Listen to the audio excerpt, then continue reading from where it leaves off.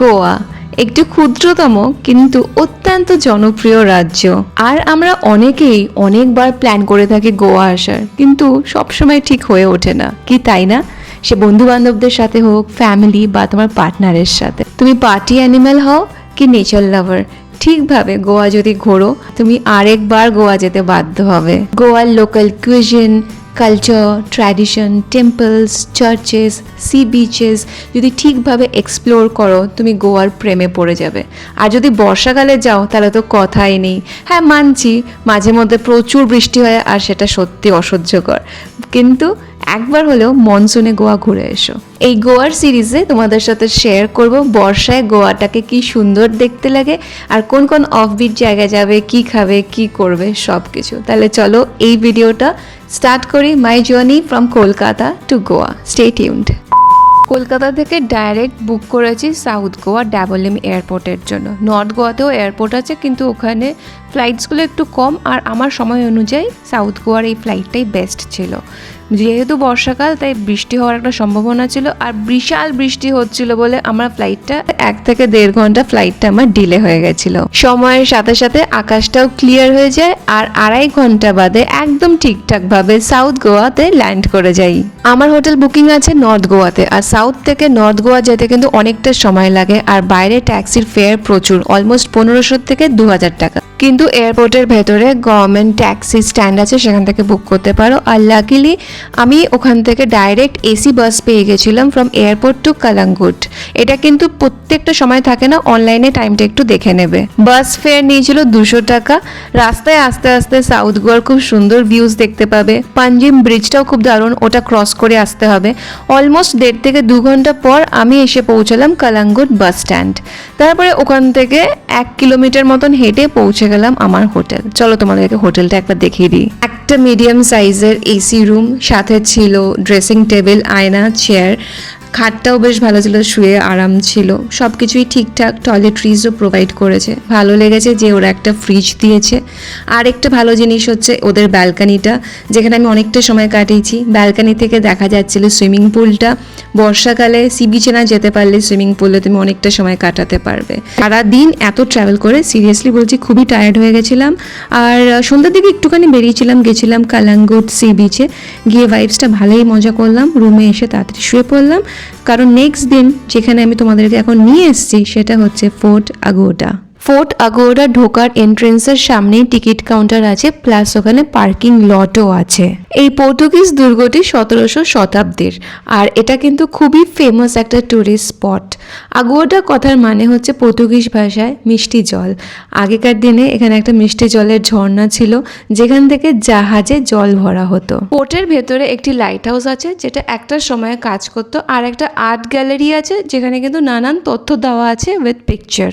হতেই পারে কি লোকজন ওখানে ভিড় করে কি দেখছি উপর হয়ে, আমিও যাচ্ছি ওখানে।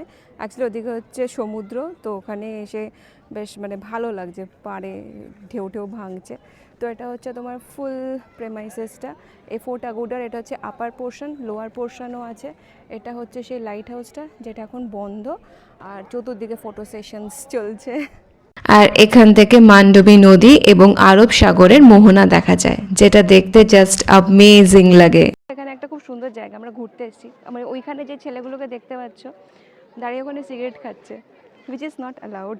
বেরিয়ে এলাম ওখান থেকে। So this are the basic thing, the civic sense, সেইগুলোই মিসিং। গভর্নমেন্টের এখানে কোনো দোষ নেই, সে যেই স্টেটেই তুমি ঘুরতে যাও না কেন, this all depends on you. Anyway, যেখানে ঘুরতে এসেছি তোমাদের জায়গাটা দেখালাম, এভরিবডি ইজ এনজয়িং। এবার আমি যাব, এটা হচ্ছে লোয়ার ফোর্ট, আর একটা হচ্ছে আপারটা ঘুরে এখান থেকে বেরিয়ে যাবো, যেমন নেক্সট ডেস্টিনেশন।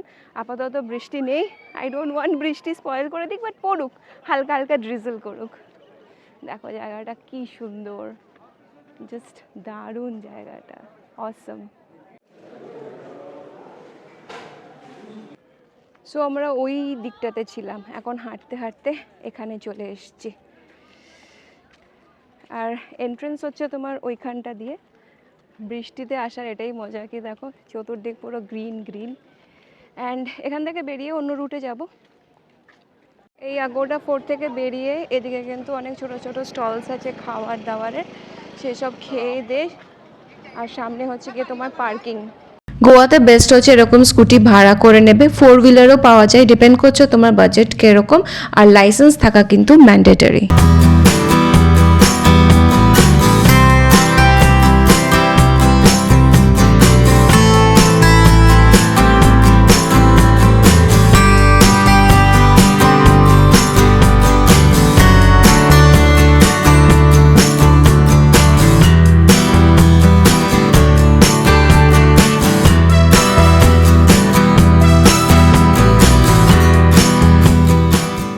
ফোর্ট অ্যাগোডা থেকে নামার সময় দেখলাম যে তোমার একটা এরকম বোটিং করে ডাকছে লোকজনকে, 350 টাকা করে নিচ্ছে পার পারসন, আর গ্রুপে সবাইকে নিয়ে যাচ্ছে একটা বড় বোটের মধ্যে। কয়েকটা পয়েন্টস দেখাবে, কাছাকাছি ব্যাকওয়াটার্স আছে, এটা ঘোরাবে, 45 মিনিটের ব্যাপার। তো আমি ভাবলাম যে যখন এই রুট দিয়ে এই জিনিসটা আছে তো একবার করেই নিই, সামথিং নিউ। এটা আমার প্ল্যানের ছিল না, আমি একটা অন্য জায়গায় যাচ্ছিলাম, তো ভাবলাম এটা ঘুরে নিয়ে তারপরে না হয় সেখানে যাওয়া যাবে। কিছু কিছু সময় আনপ্ল্যান জিনিসও করা খুব মানে ভালো। তো চলো তোমাদেরকে দেখাচ্ছি এই বোট রাইডে কি আছে কি না আছে, লেটস গো।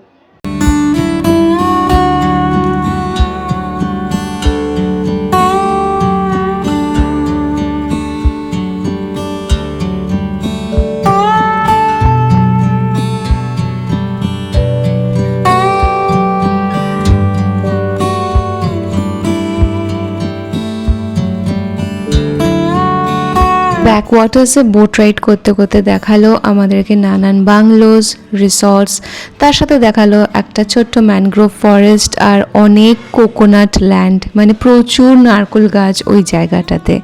তারপরে আস্তে আস্তে আমরা একটা ক্রস করলাম ব্রিজের তলা দিয়ে, যদিও বা ব্রিজটার থেকে টার্নিং নিলাম, টার্নিং নিয়েই দেখতে পেলাম দূরে একটা খুব সুন্দর চার্চ, সরি আমি নামটা ভুলে গেছি।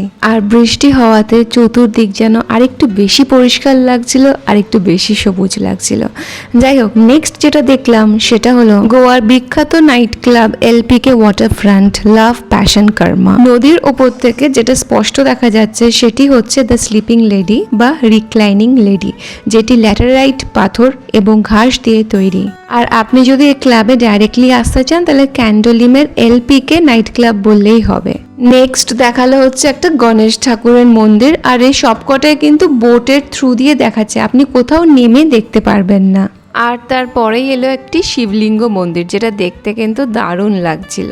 তো এই ছিল গিয়ে পুরো একটা বোট রাইড, যেটা আমি খুবই মজা করেছি। আর আমিও সাজেস্ট করি যদি আপনাদের হাতে টাইম থাকে তাহলে ফোর্ট আগোডা দেখে আসার পর বা আগে এই বোট রাইডটা করুন, ভালো লাগবে। একটা খুব সুন্দর বোট রাইড কাটলো, প্রায় 1 ঘন্টার কাছাকাছি। আর ভিউজগুলো তো তোমাদেরকে দেখালাম, বেশ মজা লাগলো, একটু রিল্যাক্সও হলাম। তো চলো এবার যাই নেক্সট ডেস্টিনেশনে। আবার মেঘলা করে এসছে, but it was a nice time, ভালো লেগেছে বেশ।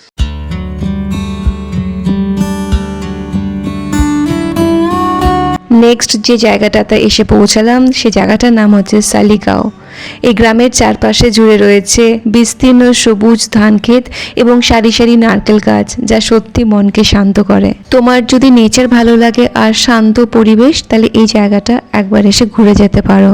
আমি চলে এসেছি সালিগাঁও বলে একটা জায়গাতে, আর আমার পেছনটা দেখতে পাচ্ছ ব্যাকগ্রাউন্ডে একটা খুব সুন্দর একটা চার্চ। ভেতরে ভিডিওগ্রাফি অ্যালাউড না, তাই ভেতর বাইরে থেকে করছি আর কি। এত সুন্দর, অ্যাকচুয়ালি এই জায়গাটাই খুব সুন্দর, like it's a village sort of thing. দুদিকে একদম চতুর্দিকে গাছপালা, ফাঁকা ফাঁকা জায়গা। আর এখানে এসে আমি লাঞ্চ করলাম, লাঞ্চের যে ভিডিওটা আছে সেটা আলাদা করে আসছে, মানে একটা ফুড ব্লগ করেছি। বাকি তোমরা দেখতেই পাচ্ছ ব্যাকগ্রাউন্ডটা কি সুন্দর, কি দারুণ। বৃষ্টি হয়েছে, আরও পরিষ্কার লাগছে। এই চার্চটা তোমাদেরকে আরও ভালো করে দেখাচ্ছি। মেভ ডে ডিউস চার্চ, 1873 সালে নির্মিত এই চার্চটি গথিক স্থাপত্যের এক অসাধারণ নিদর্শন। এই চার্চটা ছাড়াও এই গ্রামে তুমি নানান পর্তুগিজ ভিলা এবং বাড়ি দেখতে পাবে, যদিও আমি দেখতে পাইনি কারণ বিশাল জোর বৃষ্টি নেমে গেছিল। তাই হোটেলেই চলে এলাম, আর বিকেল 5টা-6টার পর সবকিছুই বন্ধ হয়ে যায়, শুধু সি বিচ ছাড়া। কথা ছিল কিন্তু মানে অনেক জায়গায় যাওয়ার, এখন সবে 5:30 বাজে। বাট যেহেতু বর্ষাকালে গোয়াতে এসেছি, বিশাল জোরে বৃষ্টি পড়ছে, আমি ভিজেই এসেছি। বাট এনিওয়ে আমি রেনকোট কিনে নিয়েছি। লোকে নানান জামা কাপড় কিনে, আমি গোয়াতে এসে ফার্স্ট রেনকোটই কিনেছি। হোটেলে এসে এত তাড়াতাড়ি কী করবো, তাই জন্য ভাবলাম যে সুইমিং পুলে গিয়ে একটু স্নান করি। যদিও একটা ছোট্ট চৌবাচ্চার মতন পুল, বাট স্টিল এখানকার ভাইবসটা কিন্তু বেশ ভালো লাগে। চতুর্দিকে গাছপালা, আর বেশ কম্প্যাক্ট হোটেল এটা, আর খুব সুন্দর জায়গা এটা। তো একটুখানি স্নান টান করে টোরে আসি, তারপরে সন্ধেবেলা দেখবো কি করা যায়, কোথায় যাওয়া যায়। Definitely there are so much more to do in Goa, সব কিছুই করবো। আজকে জাস্ট ডে 2, গতকাল এসে পৌঁছেছি আমি সন্ধেবেলা। বাট যাই, চলো স্নান করে আসি, আবার ওরা 6টার সময় বন্ধ করে দেবে।